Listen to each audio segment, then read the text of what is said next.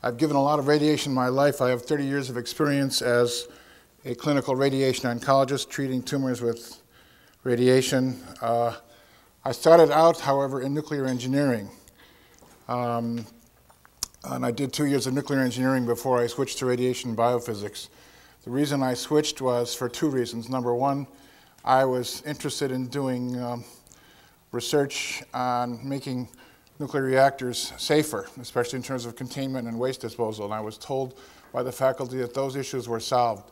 You throw the radioactive waste in the Pacific Ocean and leave the safety questions to engineers, et cetera. So I decided to leave that PhD program, and I switched over and did my PhD in radiation biophysics. That's a correction, incidentally. My introduction in your speaker list says I have a PhD in nuclear physics. That is not true. I have a PhD in radiation biophysics. I also want to thank Jane and the organization for the opportunity to speak. And I'm off the record now. I'm stepping away from the podium, and I'm speaking personally. I want to personally congratulate Art Robinson. As you know, we are an educational and charitable institution, and therefore we can't talk about politics. So I'm not going to talk about politics by telling you that Art can use all the support that he can get. Okay?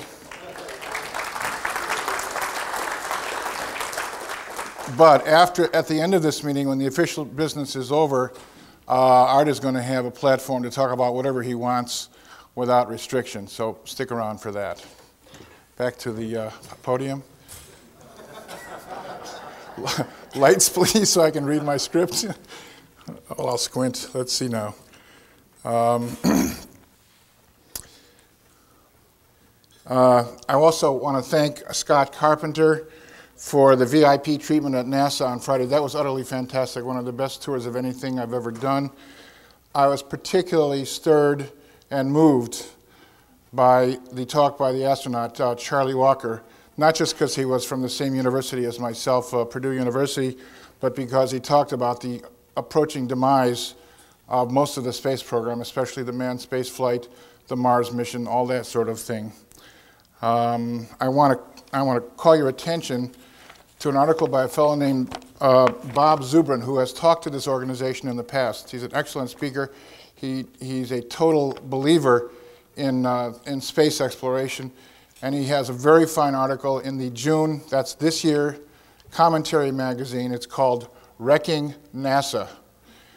Subtitle is America's Most Wondrous and Daring Enterprise Now Points in a New Direction Inward. And he talks about how Obama's administration has savaged their budget and essentially destroyed all of the, some of the existing programs and much of the future of the program. In particular, we're spending $10 billion a year to do almost nothing from Zubrin's point of view. So the program still exists on paper, but it has been gutted. I'm not sure what we can do about it, but we should be informed about what Zubrin thinks and what we want to do about it. Speaking of media, there's a forthcoming issue of Time magazine that may have already come out, which apparently is about assigning the blame for the Gulf oil spill. Has anybody seen this yet? Is it on the newsstands or in your mailboxes yet? Apparently not. What I'm told is that they blame Bush and Cheney. They've got Obama as number 8 in terms of not doing anything significant about the results of the oil spill. But they leave out the most important causative factors in this episode, and that is the environmental extremists who, by various methods, have prevented us from drilling inshore in much shallower water. The biggest fault for the disaster is the attempt, basically a grand experiment, to drill through 5,000 feet of water. That means the pressure down there is about 170 atmospheres, and then 2 miles further down to get into the oil. Drilling for oil in shallower water is much safer, and the safest of all, of course, is drilling on land. As you know, the oil reserves in the United States, in our western states and Alaska, is much more than Saudi Arabia.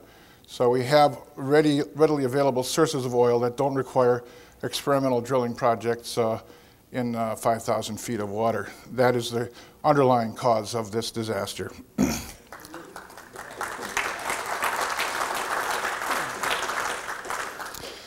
Okay, I'm going to try to finish this part of the talk, the advertised talk, in 30 minutes because I have a surprise for you at the end if we succeed in doing that. Okay, modern radiation oncology means hitting the tumor more exactly than we ever have in the previous generations of this discipline. The essential tool for that is the CT scan. I would say 85 to 90% of the patients that I treat have a CT scan for planning so that we can localize the tumor in 3 dimensions, and we feed that into our computers to set up the beams, the angles, the energies, etc., to hit the tumor accurately every single day.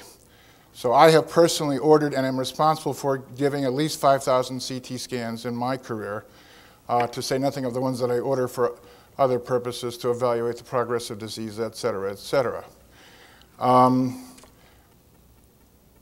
I was very unhappy to read an article in 2007 by 2 old friends of mine, David Brenner and Eric Hall, that claimed that the large and increasing number of CT scans done in the United States today or in the rest of the civilized or developed world is likely to cause an increase in the rates of cancer. And the bulk of this talk is an evaluation of their claim and a review of all of the data, or let's say much of the data on this subject, and then some conclusions. The thing that bothers me is it's not just the general public that's afraid. Patients are afraid, even when facing life-threatening disease. Jane Orient, in one of our monthly newsletters, pointed out the case of a 90-year-old man, I think, who had cancer, who was afraid of getting a CT scan to find out the nature and the size and the location of the cancer. This is absurd. What I'm saying is that even many of my fellow physicians don't know what the facts are and don't know the actual risk involved in CT scanning with current modern technology. Okay, let's start with the slides now.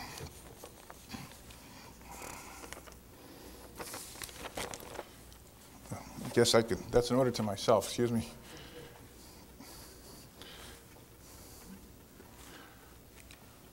Okay.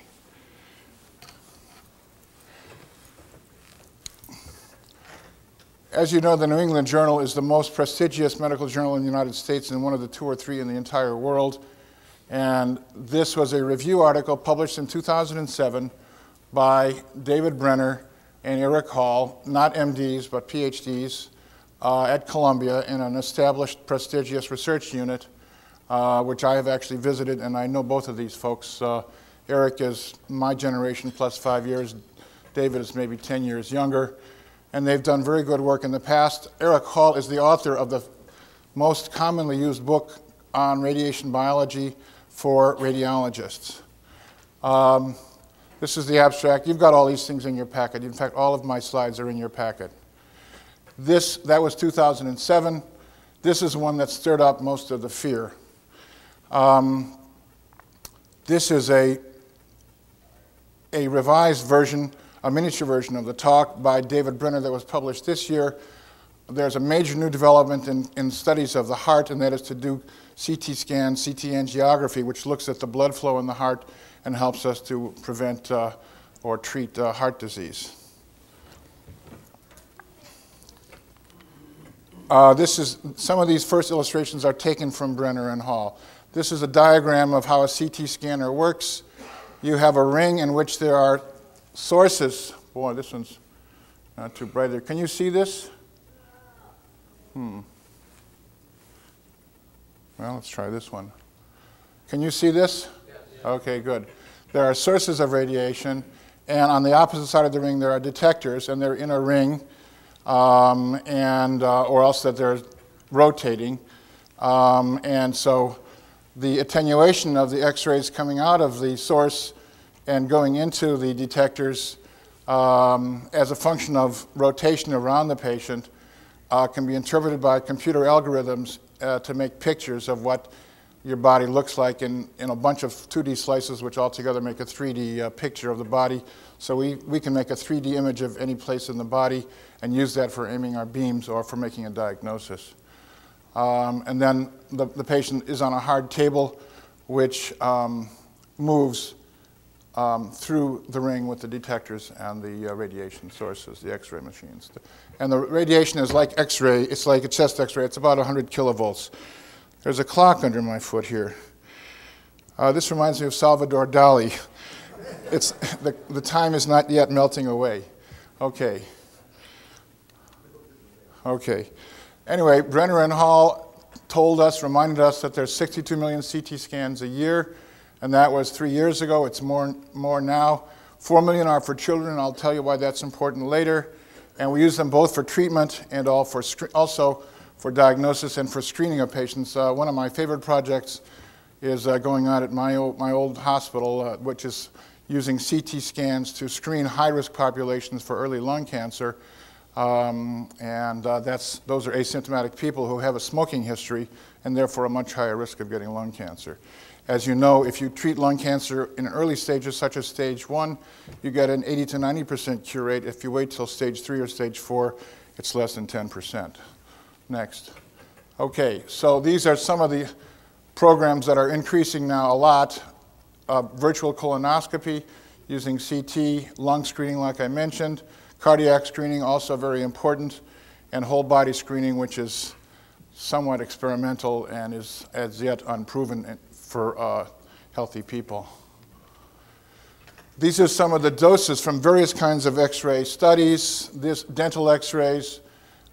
These doses are in the new units called sieverts or milligrays, and we'll leave that for the moment, and I'll explain the calibration factor here.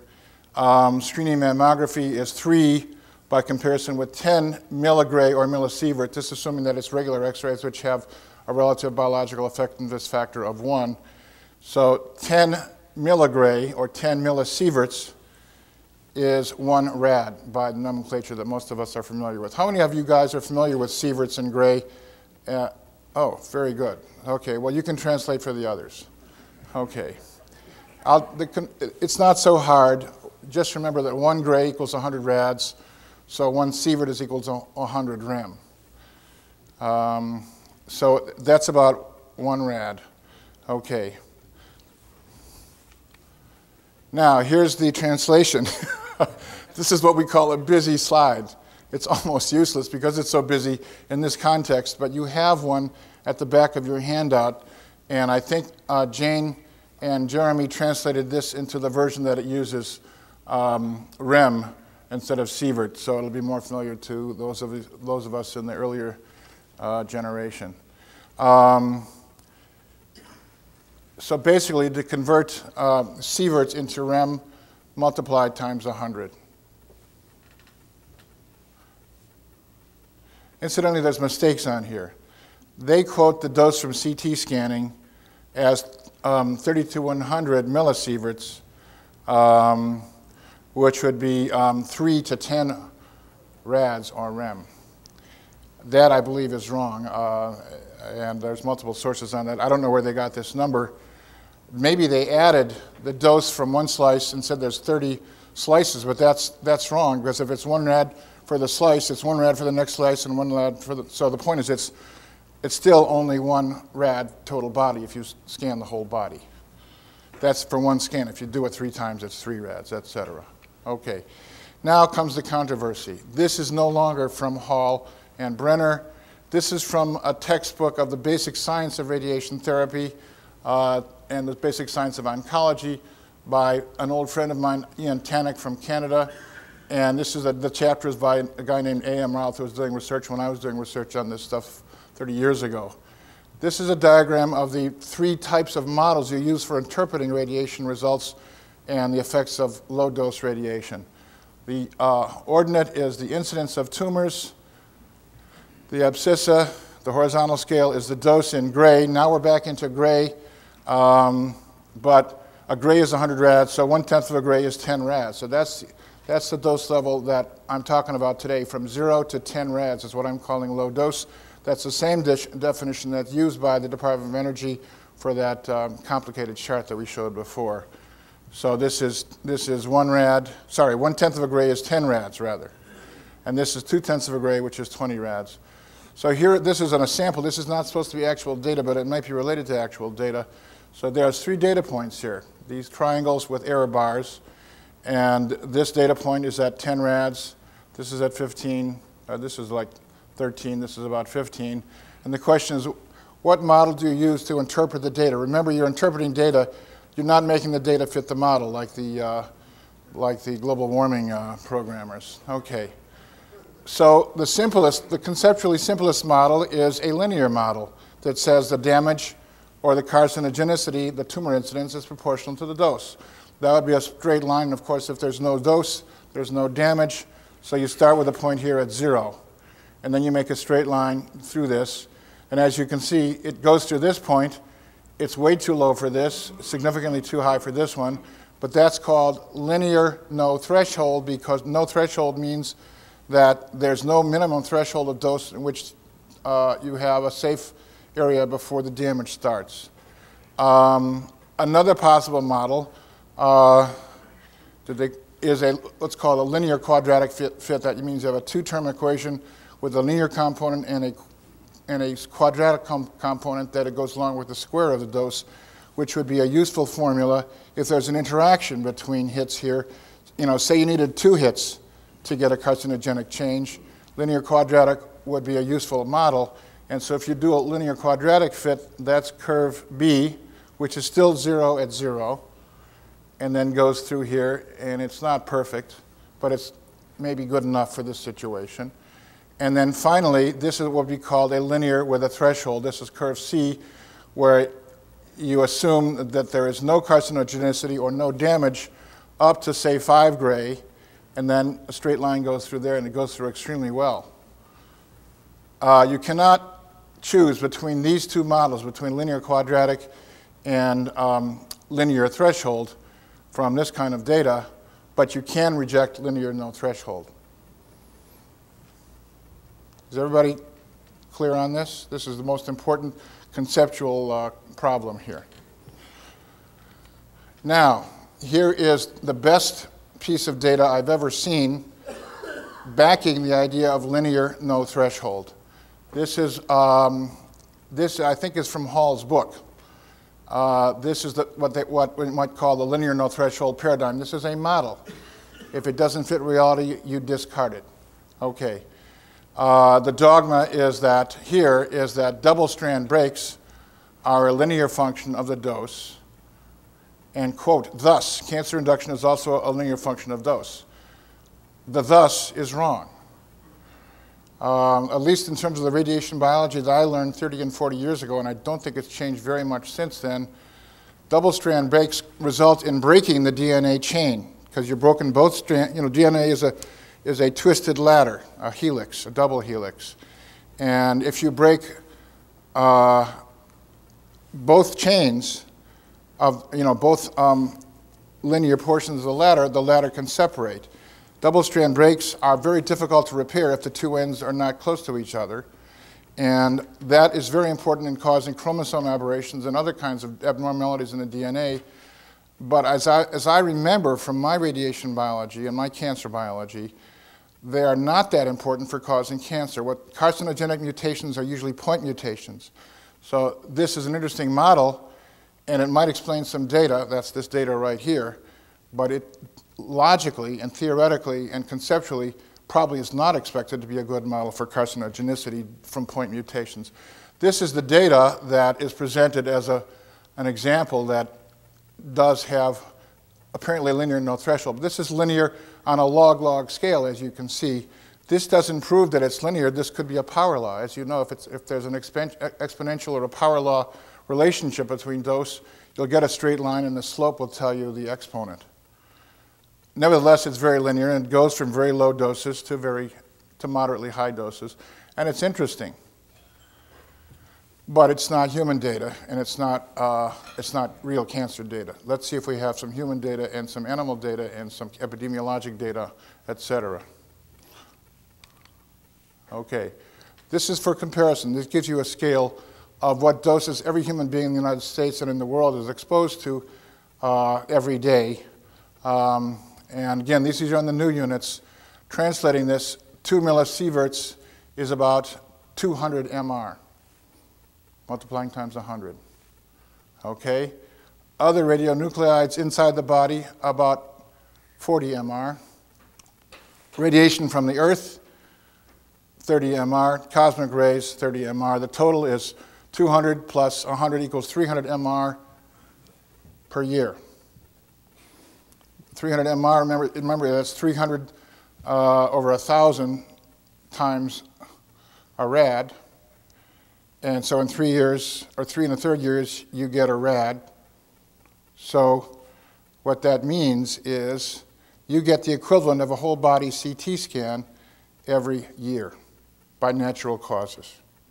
This has changed because when I learned this stuff, we didn't have a number for radon. So this is newer information. So the point is that if you can equate an acute dose that you get in a minute or two from the CT scan, or even in a second or two, versus a chronic dose you get a little bit every day for a year, you get the equivalent of a CT scan throughout your whole body every 3.5 years. So if there's major damage here from CT scans, we would expect major damage from background radiation. Or vice versa. If there is no damage from background radiation, naively, one would not expect major damage from CT scans. What other forms of data do we have? Okay, I'm going now in chronological order of how we got this information on low-dose radiation. These are from the original Hiroshima and Nagasaki data set. The author here quoted is Shimizu, who is also quoted most heavily in Hall's book. There was a major research effort by the United States and Japan cooperatively. First it was called the ABCC, the Atomic Bomb Casualty Commission. That wasn't politically correct, so they changed it to RERF, the Radiation Effects Research Foundation, but the data is still there and hasn't been lost. This is some of the original publications from the Japanese group. This is relative risk of cancer, malignant tumors as a function of dose, of organ dose. This is in gray. And remember, 1/10 of a gray is 1/10 of 100 rads, so this is 1 rad right here. No, I'm sorry, 1/10 of a gray is 10 rads. Pardon me. Is everybody clear? Did I confuse anybody? This is 10 rads here. So in this dose range that I'm calling the low dose range from 0 to 10 rads, or from 0 to 1/10 of a gray, look at where the data is. For leukemia, it's essentially 1. For colon cancer, from 1 to less than 1, which means a potential protective effect. Breast cancer, 1, again with a small protective effect. Of course, this may not be statistically significant. Lung cancer, the same. Cancer of the stomach, the same. Basically, in the Japanese data, there's no significant leukemia or solid tumor induction at doses less than 10 rads. Now that's for cancer. What about other diseases? This is the mortality risk from non-malignant diseases, in other words, everything but cancer, as a function of when the data was gathered from the year 1950 to 1965, so 15 years after the explosions, and this is from 66 to 85. There's 2 age groups. Those who were less than 40 years ATB at the time of the bomb, and those who are more than 40 years at the time of the bomb. Again, relative risk, starting with 0, going through 1, which means no excess risk over a population which is not exposed. And here is the dose in gray. On this scale, it's only going up. Sorry, this is a high dose. This is up to 600 rads, or 6 gray. Our dose level that we're worried about is 1/10 of a gray, or 10 rads, and so that's down here, right in the scattered data. But all the data is scattered around 1, and more of it is below 1, just below 1 than it is at 1. But again, there's error bars, so this is not statistically significant from 1 in the dose range we're interested in. No additional risk for either population, the younger or the older population, for death other than cancer. This is with longer follow-up. Again, the same 2 age groups. And again, the dose range we're interested in is up to 10 rads, or 1/10 of a gray. So again, we're still down here what you might call the mud, but this is where the interesting stuff is. For low dose, no additional significant risk from, for non-malignant diseases from low doses of radiation from the Japanese data. Okay. Okay, another way of looking at the data instead of a graph are charts. This is from a book by Sohei Kondo. I think it's called Low Dose Radiation, as I remember. This is more data from Shimizu, who was the chairman of a large group of physicians and epidemiologists who digested all the Japanese data. This is the number of cancer deaths from 1950 to 1985 among atomic bomb survivors by the dose that was measured or calculated as a 1986 technique. That has changed, but I don't believe that the basic ideas are any different. Here's the dose in rads. This is an earlier publication, so they don't use sieverts. 0, not exposed. 34,000 people had a leukemia frequency of 0.17%. Those who had low doses from 1 to 9 rads, 0.16%. That's not statistically significant, but it basically says there was no excess leukemia. All other cancers, 7.13 for those who didn't receive radiation, and 7.1 for those who did receive a low dose of radiation. So on this data, there is no significant increase. In fact, there may even be a small but possibly insignificant decrease in the number of cancers. Okay, what about non-malignant diseases? In fact, what about mortality? That's an even more important number. This is for Nagasaki only, and it's a complicated chart. I'm going to have to guide you through the part that I want you to see. This is observed versus expected annual death rates from all causes. This is both malignant and non-malignant disease among Nagasaki survivors. And it's in two groups. I think this is men, this is women. And what's interesting is that the data that is statistically significant has an asterisk. So look at the numbers that have asterisks. Single asterisk means it's significant at the 0.05 level, which is the most commonly used level of significance in medicine and biology. And a double asterisk means significant at the level of 0.001, which is less than a 1 in 100 chance of being a random fluctuation. The point is that for older people that were exposed to low doses of radiation at Nagasaki, sorry, I can't see this. Can you? Maybe you can. Okay, there you go. The observed versus the expected, which is basically a level of risk, from 60 to 64 years of age, this is the men, the death rate is 0.87. So these people are living longer. These people are living longer. These people are living much longer. These people are living longer. These people are living much, much, much longer. So the death rate in everybody who was over 60 at Nagasaki that was a male was less than expected. They received some sort of a protective effect from the radiation. Women, does that carry out? Let's see if it works for women too. Okay, this is 0.72, age 60 through 64, that's the break point. All of these groups are statistically, significantly, by very large factors, living much longer than those who did not receive radiation at Nagasaki. Okay, that is the ultimate original data set on human effects of low-dose radiation. Bobby Hall is a scientist. Is he at Los Alamos? I forgot where Bobby Hall is. Bobby Scott, excuse me. Okay, he's in Albuquerque. We should make sure he comes to our meeting. Our meeting next year is going to be Albuquerque. We hope to see you all, and we might be able to do a side trip to Los Alamos. Okay, these are, he has this thing he calls the PROFAC, which is his shortening of protection factor. What Scott, says about the most important but not yet published because of political incorrectness study of,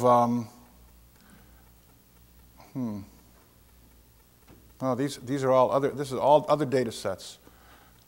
These are his analysis of the data on humans from various data sets. These are people that live at high radon levels. We've seen this from Bernie Cohen for many, many years. The chance of getting cancer if you're exposed to high radiation levels is 0.35 of what it would be if you're not exposed to high radiation levels, according to Scott's analysis. Risk is 0.68 for the Canadian nuclear industry workers. People that work in DOE labs, 0.78. Plutonium workers, 0.86, et cetera. What else do we have? Okay, nuclear shipyard workers. That's a very tough data set, but it has been interpreted very well by a fellow named John Cameron, who I studied under about 30 years ago. Again, all these numbers for all types of diseases, these are all benign diseases. These are all non-malignant diseases. Among the shipyard workers who are exposed to radiation, total mortality substantially lower for those who are exposed to low doses of radiation working in the shipyards. Some of these doses weren't even low by our standards. Okay, that's the end of the human data and the epidemiologic data. Now we're talking about in vitro, which means cells grown in culture. This is the most common human cell that we grow in culture. We're doing radiation experiments. These are called HeLa cells. HeLa is the initials of a woman named Helen Lane who donated some tissue many, many years ago, and it has gone on and is used in every human radiation biology laboratory in the country. In fact, other things besides radiation biology as well. This is many types of radiation, cesium-137, cobalt-60 X-rays, cobalt-60 gamma rays and 60 kV X-rays. And the endpoint is mortality from leukemia, incidence of leukemia, mortality for the cell, and also for breast cancer and breast cancer incidence and mortality. You don't have to look at all the data points. All you have to do is look at the dose. A centisievert is 1 rem. So this is 10 rem, or 10 centisieverts. All of the results for leukemia, mortality and incidence, breast cancer and mortality and incidence below 10 rem shows no increase. In fact, it shows a significant protection factor. So this is the best cellular data on this question. There's a lot of other data too. This is sort of symbolic of a lot of data. And then the final question, again, is longevity. I was first exposed to this in 1968 when I went to the Medical Research Council Radiation Biology Unit in England as part of the British research effort on this question. When I got there were two scientists. Robin Moll was the head of the group, and Jerry Neary was a very interesting guy who was very good at physics and in biology. And they were asked to figure out, at that time we thought that radiation shortened your lifespan. So they were given a number of pounds and a large number of rats and a colony, and they exposed them to radiation every day. And they were going to see how soon they died and how many rads caused them to die how many days earlier. The paradox was, what happened? That all the animals, not all of them, but most of the animals live longer. I don't have that data with me. This is more recent data. This is on a special kind of mice from low-dose radiation. They were exposed to 0.7 milligray per hour. Let's see, that's, is that 7 rads an hour? I have the calculation here.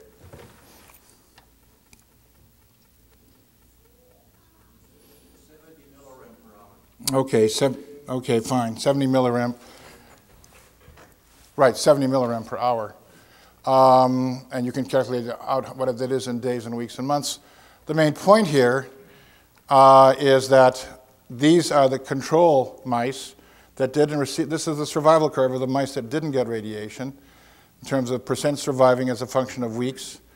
And the mice that got the low dose radiation lived significantly. This is like a 20% increase in lifespan from low dose radiation for mice. We don't know what the number is for people. That's the end of the slides. I think I'm going to read my conclusions.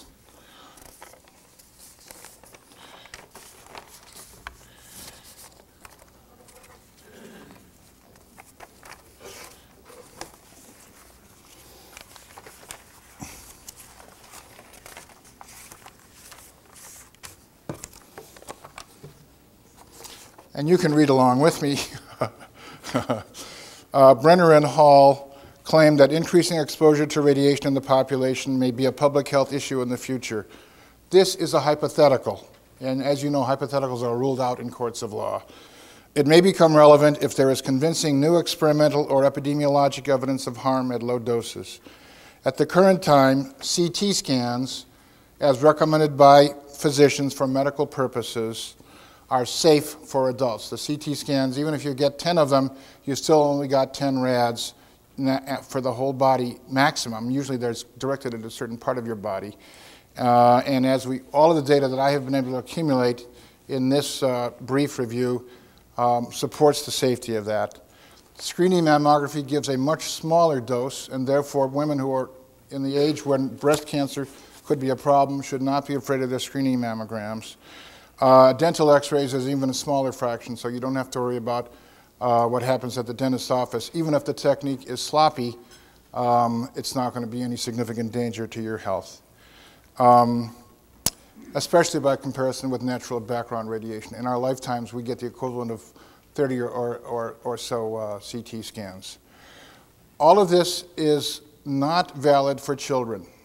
Children, the younger they are in stages of growth and development, and when cells are in rapid division, such as in the early stages in the embryo, et cetera, and also after birth for a long time, cells that are in division are much more sensitive to radiation than cells that are not in rapid cell division, and therefore the risks for children are much greater. I have not enumerated the risks here. That's another story for another time, but CT scans for adults are safe. I want to acknowledge some of my sources, in particular Bob Chahak, who gave me some help with his collection of data on this, Jane Orient for suggesting the topic, Bobby Scott for gathering some of the slides that I used here. Cutler isn't here, is he? I don't think so. He's done a lot of stuff on this. T.D. Lucky, who has appeared before us in an earlier period. Bernard Cohen, John Cameron, one of my early influences in health physics, and all of my teachers and colleagues for the last 50 years. My first course in nuclear physics was exactly 50 years ago. Should I do the other talk now, or I think I'm going to do the other talk now unless there's any actually brain-busting questions. Any brain? Okay, good. Jeremy, can we switch to the other talk? Okay, this is the talk I gave 4 weeks ago in Chicago at the Fourth World Congress. Ooh, we got a questioner. Yes? I'd like to make a couple of comments. I'm William Maxfield. I have been in radiology since 1961, practiced radiation therapy for over 30 years. And radiobiology has been one of my areas of particular interest. I think what you've presented has some very interesting comments. Number one, you talked about the shipyard workers, but I don't know if you're aware that not only the nuclear shipyard workers, but other shipyard workers were also exposed to radiation, and this was through a product called Black Beauty, which gave off radon, and you're now indicating that we have a radon exposure. And what a lot of people don't realize is that burning coal does produce radon exposure, and that's where Black Beauty came from. The other point is that in the field of radiation dose in children, 20 years ago we stopped essentially doing pelvimetry, and yet if you look at the cancer rate in children, it has not dropped, indicating that the pretty significant dose of radiation for pelvimetry did not decrease the incidence of cancer when it was stopped. But what is interesting is that there is a peak of head and neck cancer, which might be related to the use of ultrasound, which we've always said was safe. So that's something that we need to take a look at. And the other point is that I don't know if you're aware that the first fertility drug was radiation, and that was Dr. Kaplan at Stanford, who gave it 75 rads to the pelvis. And on the third generation, as far as I know, there was no incidence of cancer in that age group. Coming back to breast cancer, there's one point that is not mentioned, and that is that I was the co-author of a paper that documented synergism between estrogen and radiation therapy in breast cancer in the rat. And we found that with exposure of the breast chain to both radiation and estrogen, we cut the time to develop breast cancer by 50% and produced a total carcinogenesis in that breast chain.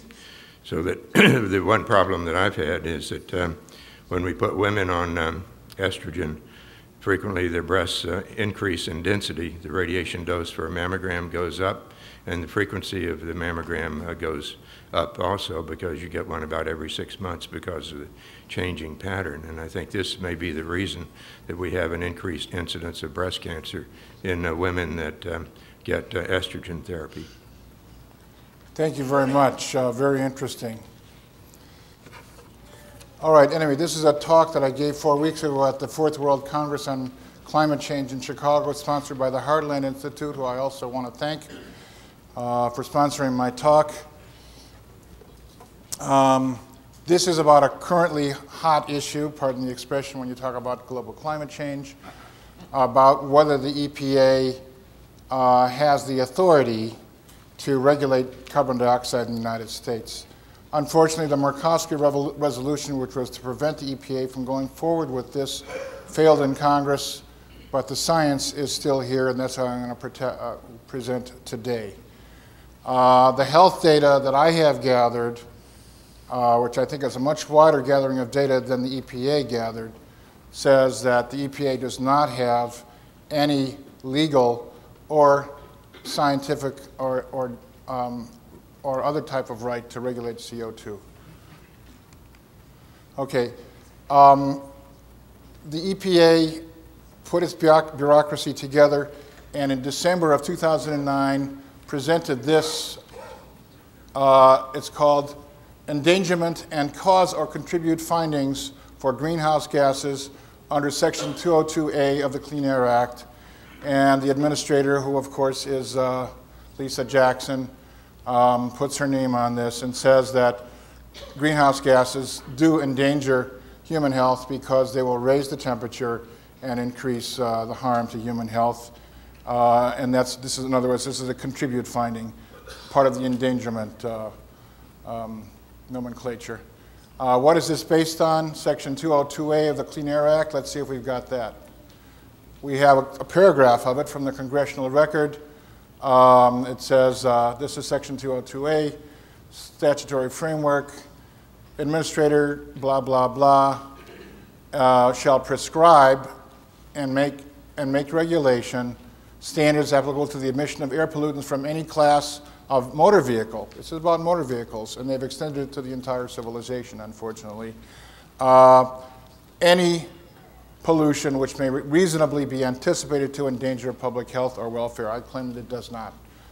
Next. There's like 300 pages in the published bureaucracy literature. This is what they call the response to public comments. There was a call for scientists in the field and physicians to send in their comments on the proposed regulation of CO2. I sent in a 10 or 15 page paper with graphs and data. They didn't respond to me by name. I am contributor 134 and 16 if you look at the paperwork. This is from volume 5 on impacts and risks to public health. And they basically, systematically, they didn't refute any of my claims. They said they're not relevant. The most important things that they found irrelevant was all of the European data, because Europeans aren't Americans, as if Europeans don't have the same physiology and the same anatomy and the same chance for mortality due to climate change as Americans. So they discarded all of the best data, basically most of the best data in the world, and the data that I'm going to show you. And they also discarded something even more important than that. They decided that death certificates are an authentic way of measuring death risks. And so if the death certificate didn't say froze to death, or heat prostration, or heat stroke, for example, or exposure to cold, they threw out those deaths. Let's see why that's important and why that makes their whole result spurious. Okay. First, let's start with indirect deaths. Most of my work is on direct death rates. Indirect has been covered by Indur Goklani, who's one of the great scientists in the world on this. He doesn't get paid to do this. He does this in his spare time. This is from a book by Indur Goklani called, I think it's called The Improving State of the World, published by Cato about 3 years ago. Remember Al Gore claimed that there's going to be more hurricanes, more floods, more extreme temperatures, right? Let's see if there has been. Remember, according to Al Gore and James Hansen, it's been getting warm since 1979. Okay, the data here starts in 1979. Let's see what's happened to all these deaths that were predicted by Al Gore and James Hansen. What's happening? They're going down. And they're going down whether you look at the deaths or the death rate, we don't have to dwell on this data. The bottom line is that all these potentially deadly events that are predicted by the global warming alarmists are not happening as often. Isn't that interesting? Okay, this is a report from the UK. A very good scientist, Siri Kovacs, Health Effects of Climate Change in the UK, 2008. This is their government's agency, the Health Protection Agency. And the reason why is because there's been scandals in European countries about things like people dying in heat waves. You remember, 10,000 people died in a heat wave in France about 3 years ago. Big stink.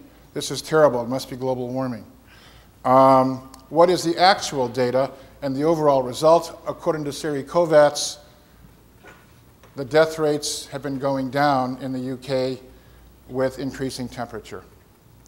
Furthermore, she says in there, which I haven't captured here, that it's very easy to protect against heat death by using air conditioning or shade or cooling in buildings or various kinds of measures, whereas it's much harder to protect against deaths from cold.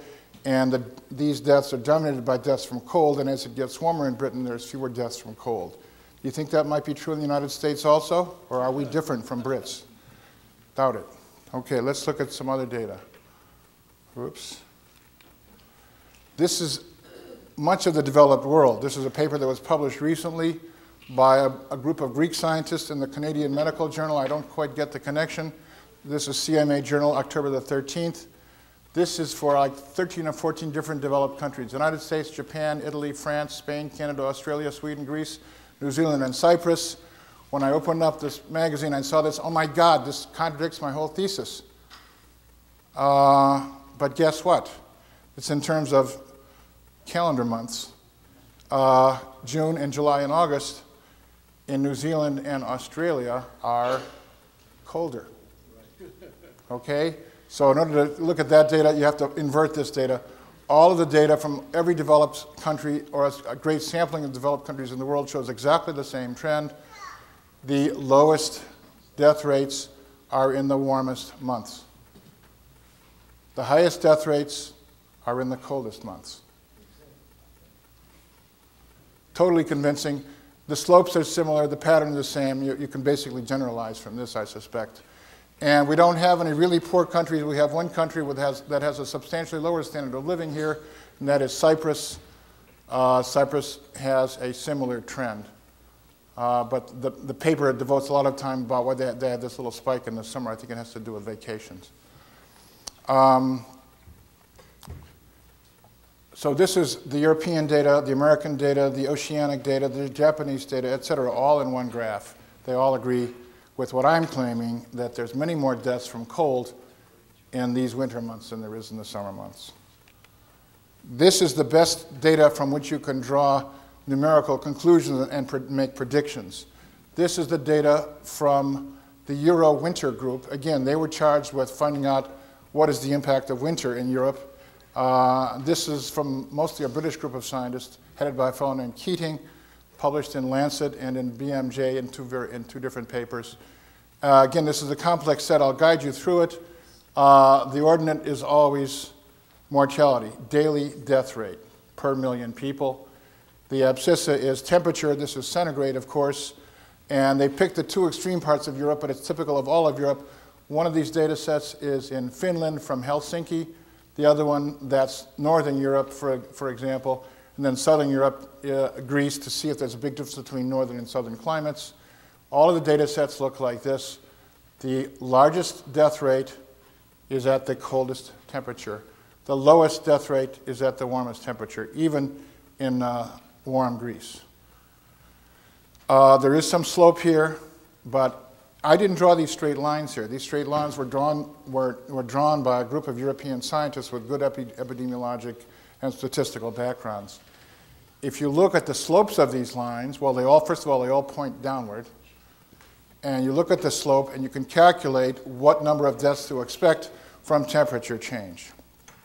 Let's see what my next slide is. Aha, sorry, preview.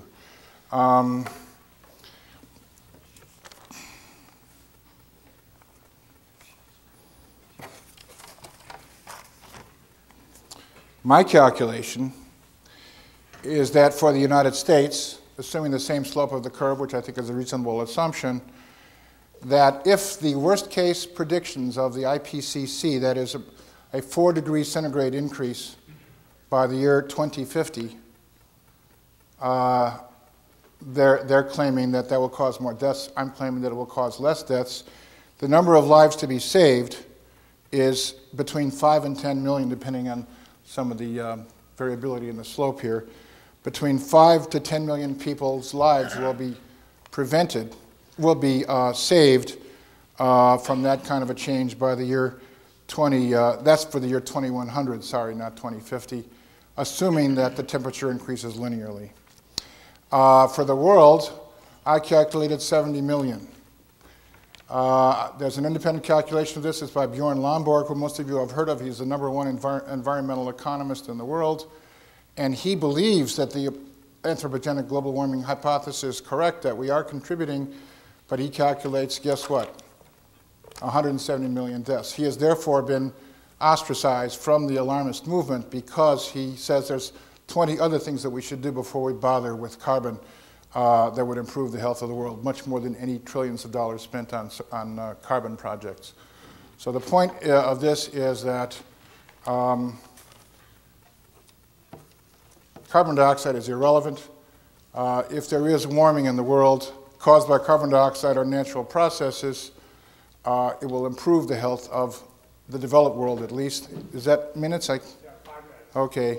And therefore the EPA does not have a charter to regulate CO2. The charter gives them authority only if CO2 is proven to be a harmful pollutant, and for the purposes of human health, that is not true. Thank you very much. I have one more slide, and then we'll do Q&A. What is really happening in the world? As we've seen from Willie's work and a bunch of other data sets and interpretations, the warming basically stopped in 1998, which was the warmest year by most data sets, and that was the year of El Nino. There is a strong correlation with solar activity, however, and this is the solar activity on May 7th of this year, about 5 weeks ago. Essentially no activity. There's one sunspot. This is extremely unusually low activity in the sun. In 2009, there were 260 days without sunspots. That is the lowest in 50 years. Major scientists from other countries, especially Abdus Samatov in Russia, Japanese scientists, et cetera, are predicting massive cold changes. So we are going to have a higher death rate, but it's not going to be from CO2 or from global warming. It's going to be from changes in solar activity. Thank you very much.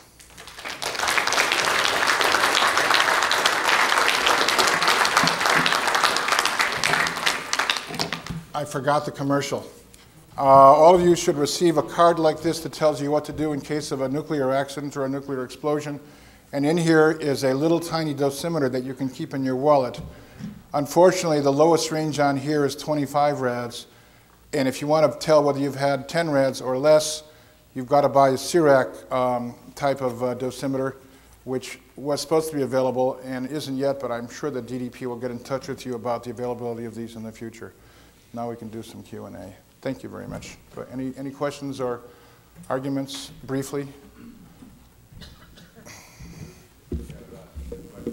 Okay. Could you say something about the benefit of carbon dioxide in food and forest? The growth increase and the benefit would make a cause for a suit against the people if they did succeed in reducing carbon dioxide, about reducing the benefits we get from this increasing carbon dioxide.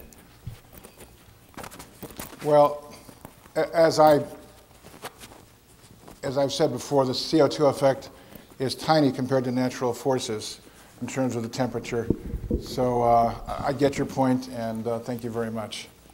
Yes? Thank you, Howard, for a splendid overview of things. I like to summarize, remind people that radiation is like almost every other agent that we face. The dose determines the poison. I take a quarter aspirin every day to keep my blood a little thin because I'm in that age group that helps. If I get a headache, I take 2. If I took 100, it would kill me. Yes, thank you. I have not talked about hormesis. Exactly.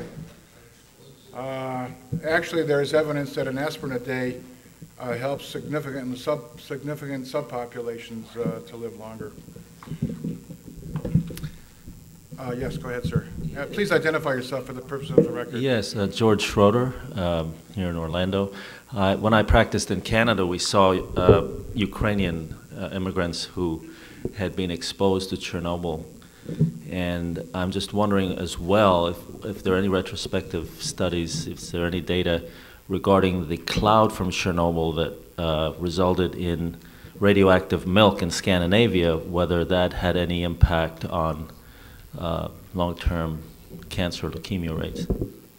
There's a lot of data on this. I haven't delved into it significantly. I think there was a total of 37 deaths, including the people that worked with the high radiation doses at the Chernobyl site. The scare stories about tens of thousands of people dying from radiation poisoning were all false. More people, for example, in our 3 Mile Island accident, this is old news to most of you, there were people killed in the car accidents due to the panic to escape from the area, and there was an estimated 10 to 20,000 abortions for women who thought they were exposed to radiation, and so there were many thousands of deaths caused by the fear of radiation, and I think that's still true today. There's more deaths caused by the fear of radiation than caused by radiation itself, or by not getting enough radiation if the hormetic effect is as what we think it might be. If there's no other questions, thank you very much.